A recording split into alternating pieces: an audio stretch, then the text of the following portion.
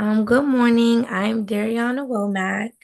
I am currently a junior at Trinity.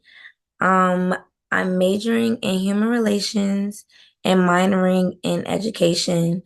My career goal is to be a school counselor, and I'm trying to think what else to better describe myself. I think that's pretty much everything. And yes, you could just tell me a little bit about yourself. My name is Airen Washington. I'm a native Washingtonian and a graduate of Trinity Washington University. I have my own creative agency for marketing and communications. I provide production support that's virtual and in-person events. Also brand development, which includes social media management as well as public relations. Okay, perfect. So, the first set of questions is just more so about yourself first. So, the first one is when and where were you born and did you grow up there? Awesome. So I was born and raised in Washington, D.C., um, uh, in a DC hospital, and I graduated from a DC high school. So I was raised in DC, very DC through and through. I definitely take pride in my city, and this is ground for a lot of what I do, like my ancestors who lived here, all the different things, and it's just deeply rooted and embedded in who I am.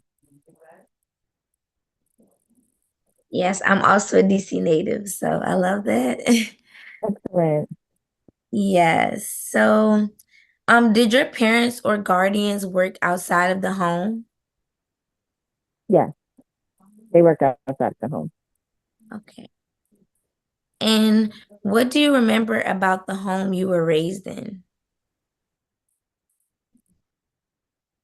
The home I was raised in, I'm still in. Um, Beautiful environment, very big, beautiful trees, spacious and very calm. And how would you describe your childhood and teenage years prior to college? Amazing question. Childhood, it was like, it's always interesting for me to describe this because it was so beautiful and so luxurious, but I also saw like struggle in different ways that societal, um, things that were institutions that were built into society to suppress Black people, Black and Hispanic people. So that I did not dodge that. The elements that were beautiful were the best, like just going to New York, Macy's Thanksgiving Parade, new tennis shoes all the time, birthday parties, photographers, all the different beautiful things. It's like I don't want to say it's like hood fabulous, but like just like it was just so fly and so fire. That's my grandparent. Well, my grandparents on one side were in education, so they valued a lot of education. Myself, I was always a overachiever. So when I was in class, I was like pulled out of the regular class to like organize the books or run the school ceremony, or I was pulled out to enter competitions and speak on behalf of the school, even though I was in elementary school. But definitely on the other side of it too, had family members die from gun violence, had family members on drugs, had family members locked up. Um, my parents were young. My mom had me 17. Um, so every single thing that can happen to somebody living in DC, like all the horrible things like police running up in the house, my cousin was shot, like just multiple of my cousins were shot, but like cousins in jail, everything. I'm really sorry for your losses. I'm really sorry to hear that. Oh, thank you. Thank you. I feel like everybody who was kind of raised in the city in DC, since it's just so small and always had a heavy activity of violence in all parts, Mm-hmm. we all in different ways had to sadly endure, those feelings and those experiences as even as hard as we try to avoid them, even as hard as our family, try to keep us safe.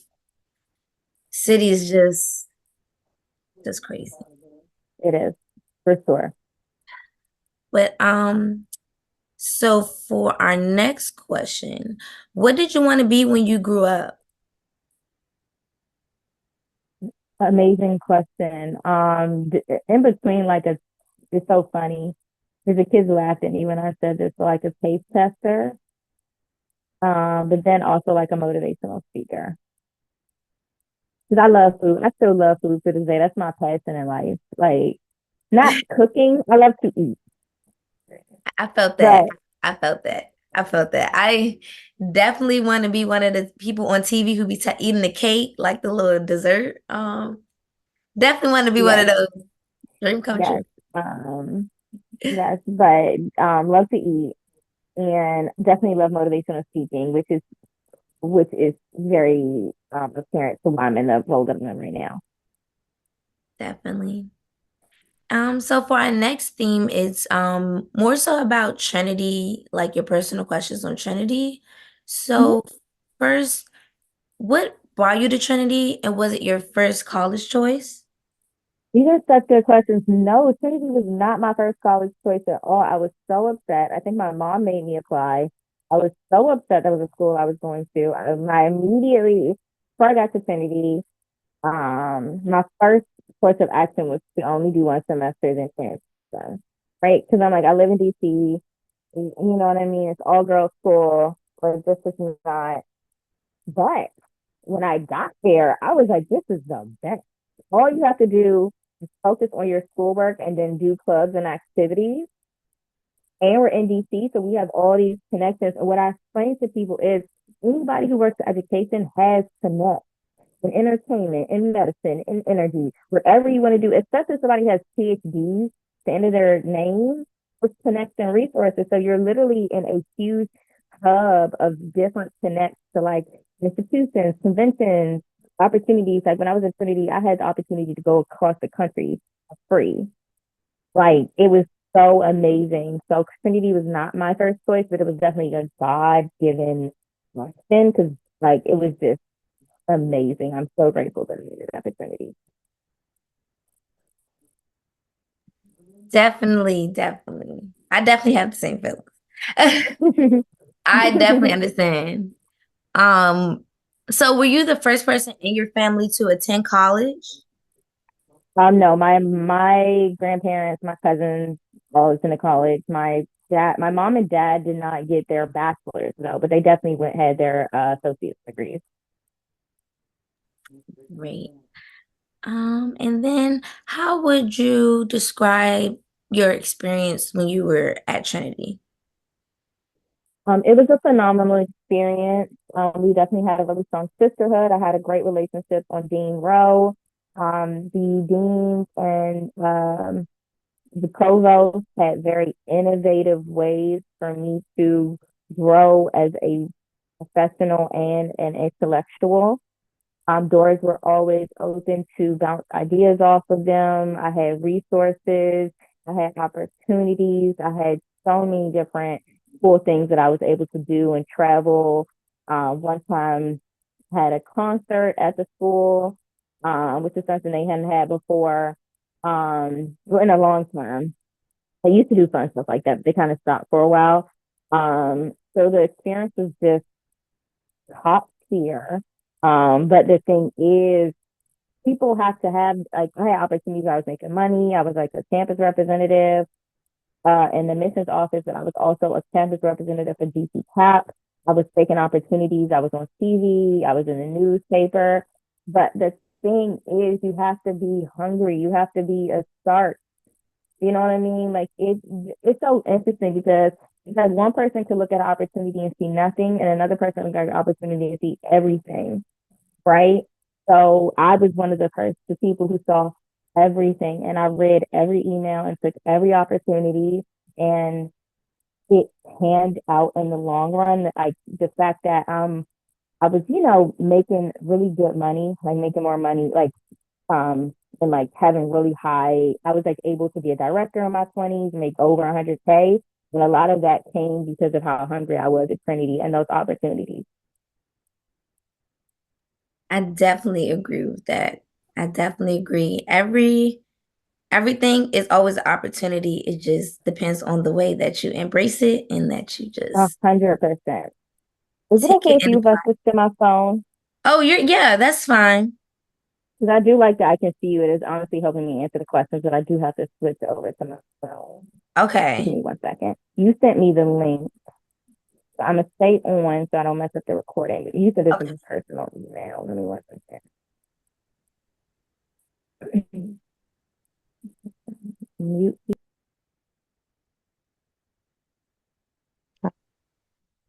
Leave here. Okay. Leave. Okay, perfect. Because I had to make sure you do that right, or else you'll get a whole bunch of echoing. Oh, okay. Yeah. It sounds better now. Like your phone sounds more clear too. I hate that because these are Kim Kardashian beats in my ear and that are not cheap. So it's like that sucks. I'm gonna have to get new. Maybe I'll just get treat myself to a new pair. Yes, Kim Kardashian, girl, you expect better. Yeah, absolutely. So for the next question, did you experience any challenges at Trinity as a woman of color? No, I had to think about it too. Only challenges sometimes like the white male professors had ingrained racism, but it's ingrained from generations. It's really I don't even want to make excuses from them, but it goes back to like Jim Crow. So that probably would be the only form of like discrimination that I ever received. Like they were awesome and encouraging, but like, oh, you know what, too? I'm lying because it wasn't just white males, right? It was I had another teacher who was I don't know, I forgot where she was from, but as soon as we got to the class, she's like, I'm not gonna be able to pronounce your names, and you're probably not gonna be able to pronounce my name either. So I'm like, you just insulted our intelligence double, right? And you discriminated us against us because you said we had difficult names to pronounce. So the rest of the class didn't care about it at all. I was like, how insulting for you to say that about us on the first day of us meeting you. So Hmm. it's a lot of inherent biases that we experience as Black women by some of the professors more so than anything. But for the most part, no, it was very supportive. It was very, very supportive. They thought highly of, us, even though we were Hmm. Indian, Asian, Hmm. Hispanic, Black. It was pretty cool. It was just some, every once in a while professors would say little smart comments. Hmm. Okay. I definitely agree because I've had that same experience too. It was a little like just little passive aggressive things that just like don't need to be said. Like just try to Yeah, learn. 100%. Just you're a professor. Just try to learn your students' names. Exactly. So for the last one for this part, it just says how welcoming was Trinity to gay students when you attended? I'm sorry, could you repeat the question one more time? Oh, no worries. How welcoming was Trinity to gay students when you were attending there? Like engaged in what? Like academically or Well, like how like were they accepting or like welcoming or was it like how did they treat the gay students when they were like during the time you were there? Like was it like weird or no, it was beyond nice. Like beyond nice. Because honestly, we had a lot of LGBT faculty. So it was like the fam. But yeah, it was honestly super nice to the point. It was like babyfied because I lived on campus, so it felt like summer camp. But it is what it is now. Yeah, but just super like really childish, but childish and welcoming. You know what I mean? So they tried. But okay, yeah, as far as like that is concerned, like LGBT, all the other things, yeah, that was fine because the faculty could identify. definitely. It's still like that. Yeah, exactly. And I know this is so mean I'm to say, and sorry. I feel bad for saying this on record, but it's like sometimes they were the favorites, actually. So I can they see were that. great. I can see that. But Yeah. did you have a mentor or like a role model when you were at Trinity? Oh, that's such a good question. Okay, yes. So me and my because fraternities and sororities were not allowed at Trinity's campus, um, we we we we created our own sisterhood. So it was 4 generations of Trinity graduates, and then I was like the fifth person. And like we all are still close to this day. Unfortunately, it ended with me. I wasn't able to fully onboard the person after me. But yes, my success was because it was a lot. Obviously, I was helped by the faculty, but a big key to my success was forming my own sisterhood of women who are older than me. Sometimes it is good to network across, but then sometimes it is great to network up. So they were able to plug me into opportunities. I love that. I love that. And how did the sisterhood contribute to your academic and your personal growth? Yeah, tons for my academic and personal growth. They were able to refer me to jobs. They were able to take me places. One of them was a writer for Politico, so I was able to go see her office. Another of them plugged me in with an organization where I was able to go internationally for free. All I had to pay was, I think, like $150 just for like one fee. But of course, it costs, you know what I mean, probably 5K to, three to 5K to take me over there, feed me every day, stuff like that. And that was only because of a Trinity sister called me one day and was like, "Do you want to go to the, overseas? Send me your passport." And it was that easy. But it was just having that sisterhood. And then I ended up working for that organization as soon as I graduated from college. Wow. They definitely benefited in a very positive way. Yes, yes, yes. Definitely. And what is the most memorable piece of advice you received from like your even like the sisterhood or like someone else at Trinity? Oh my God, this is such a horrible response. But I have to tell you the truth because this is a truthful interview, right? Yes, This very is true. so horrible, and I don't want to get anybody in trouble. Hmm. Okay, this is no one's gonna know. No one's gonna know. But basically, I had a professor when I got to Trinity who told me to transfer. She was like, "This is a made up imaginary place." You know what I mean? And that was her opinion, but it was a good piece of. I end up obviously disagreeing. Hmm. But one beautiful thing about that is if you think of this as an imaginary place, then that means I can paint my picture however I want to, because I'm an imaginative person, Hmm. right? So I'm gonna make this work in my own way, in a way that works for me. So she told me that as a professor, I mean, as a freshman. That teacher ended up resigning because I think she was just frustrated with the university. Hmm. But that was a good piece of advice for me because although she meant it to discourage me, I used it as motivation. That's amazing because being a freshman is already scary going to college. So somebody kind of saying that, you're like, am I making the right And they decision? work at the school. Yeah, like that's even more just like devastating. It's like, what do they mean by that? Like, Yeah. that's But there were a lot of faculty who were frustrated. I will say that. You know what I mean? Because there was a lot yeah, of roadblocks. yeah, Um, and and that's why I was kind of, no one's gonna know who it was, but I'm like, yeah, I just don't. It's just, but it is how you look at the sense. How do you look at information that's given it to you? Even though you meant the sentence to be negative, it's up to me to figure out how I want to move forward with it. definitely. And then, can you tell me about a historical moment that occurred while you were at Trinity that moved you emotionally? Oh, that's such a cool question. Oh my goodness. I can't even think of an answer off the top of the dome. Something that moved me emotionally. Give me 1 second. Okay. Hmm,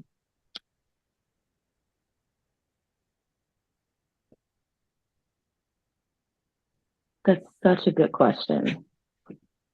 Um, are we able to table a question and then I come back to it? Yeah, that's completely fine. Like if you want to move to the next one, that's totally no worries. Yeah, That's let's come fine. back to it because I am a person who's like super inspired by stuff. Okay. So I would do want to give you a good answer. Okay, no worries. We can move to the next one. So what did you do after receiving your undergraduate degree from Trinity? So but this is all thanks to Trinity. Um, after receiving my undergraduate degree, I had two job offers, right? So when people like you get a job, you graduate, you can't find a job. I don't know who that person is. It's not me. I had two job offers.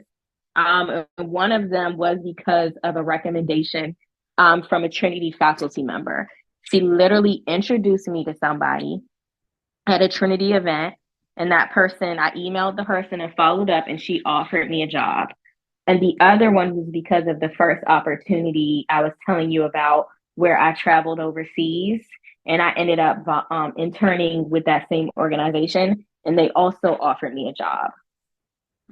So I was able to choose what job I wanted to go to. And the other job that I did not take, I referred to a Trinity sister, and she ended up working there for like a year and a half.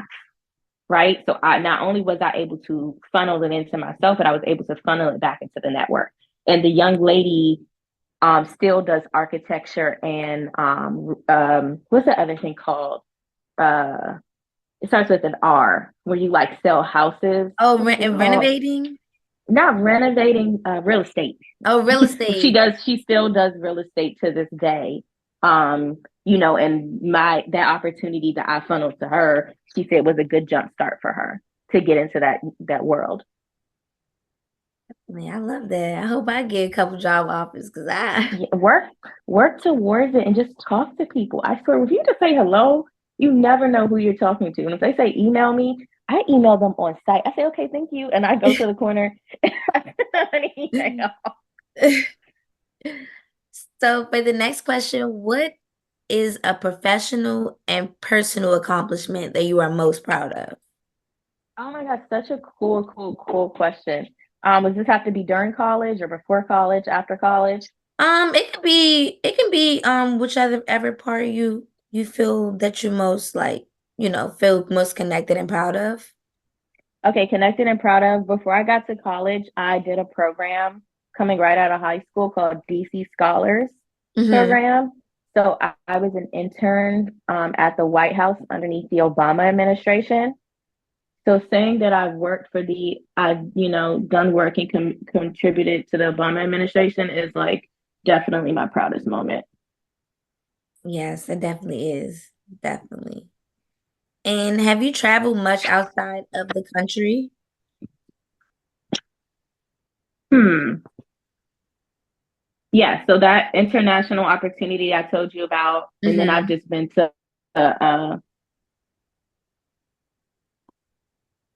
hold on one second. Okay.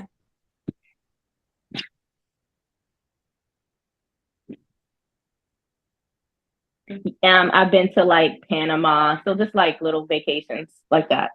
Okay. And what kind of legacy do you hope to leave behind, and how do you hope to be remembered? Amazing question. Give me one second to think about it. Okay.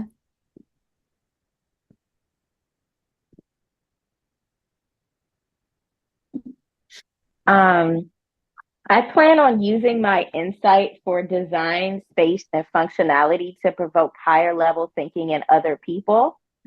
So I don't want to necessarily people to remember my name per se, but I Hmm. want them to think. And the way that Malcolm X and Martin Luther King were able to inspire people to think outside of the box and challenge everything that they hear and do their Hmm. own research, that's what I want. Like I want people to thirst and like after knowledge, right? Because I see the way that the world is going where information is fed to them and sometimes it's false information.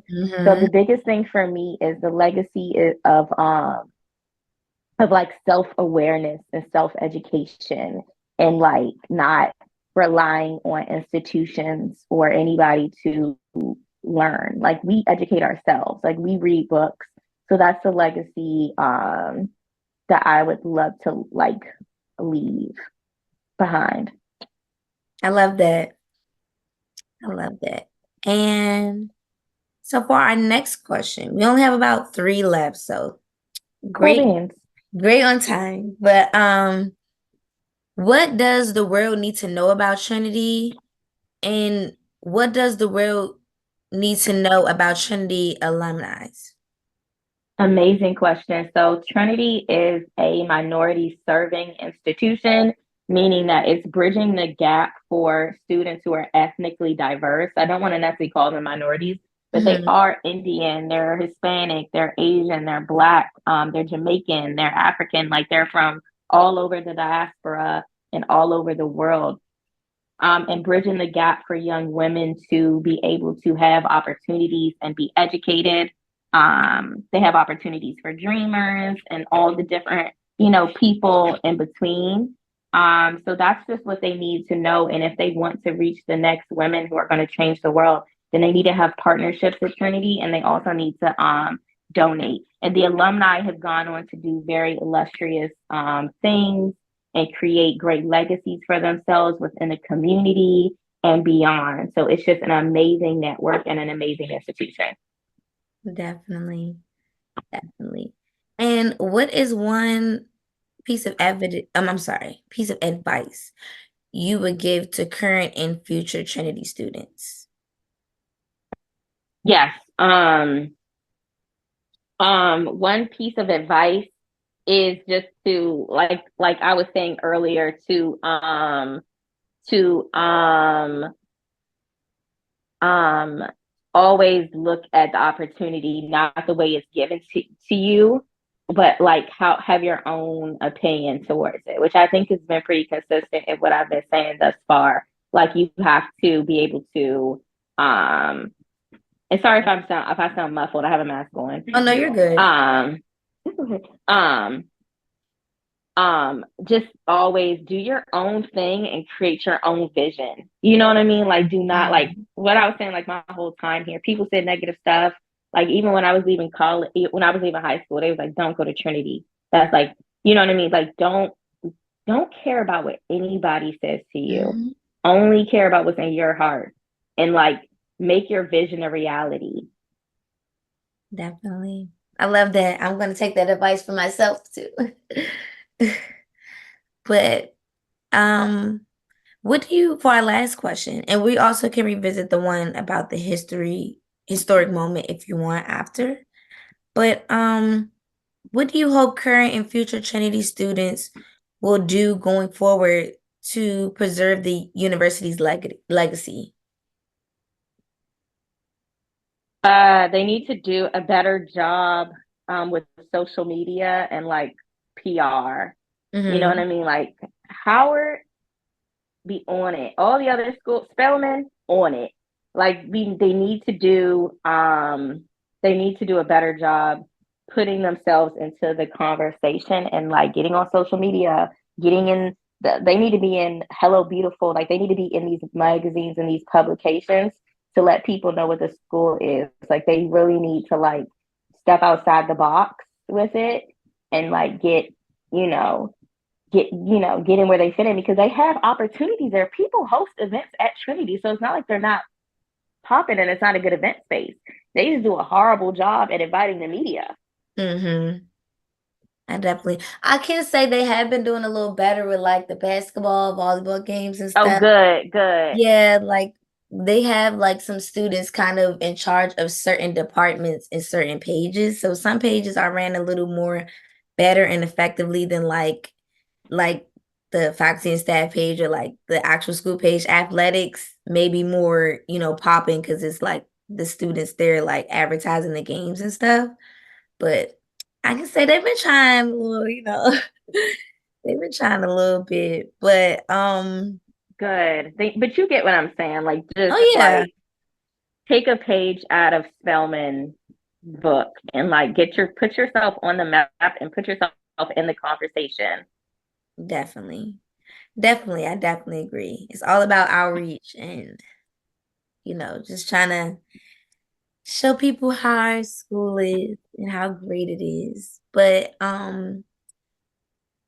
if you want to answer about the historical moment one, um, it was just I can repeat it actually. Can Yeah, you? I can. I guess we could just say the fact that Kellyanne Conway and Nancy Pelosi went to the school and that they always came back and that they always like, well, Nancy Pelosi more than Kellyanne Conway, but I do think it is Mhm. important to say the Republican and the Democrats have been at the school and like given us opportunities. So that's been really awesome. And like they sent us places and like I got to rub shoulders with Supreme Court justices and all types of things because of those opportunities from alum.